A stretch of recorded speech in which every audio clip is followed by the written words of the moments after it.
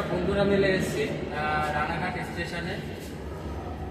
আপনাদের ভালোবাসায়, আপনাদের এত আন্তরিকতা এবং ভালোবাসা দেওয়ার জন্য ফেসবুকে, ইউটিউবে আমরা যে অর্থটা উপার্জন করেছি সেটা সাধারণ গরিব দুস্থ মানুষের মধ্যে কিছু শীতবস্ত্র, কম্বল, কিছু খাবার, জল এগুলো আমরা দিতে এসেছি।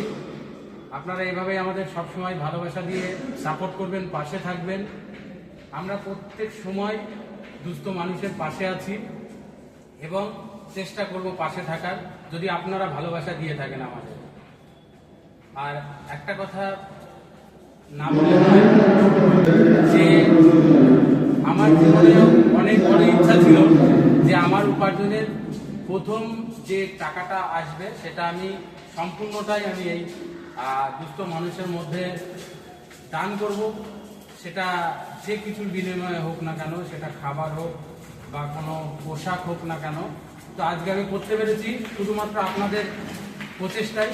তো সবসময় চাইবো যে আপনারা এইভাবেই আমাদের সাপোর্ট করুন এবং পাশে থাকুন।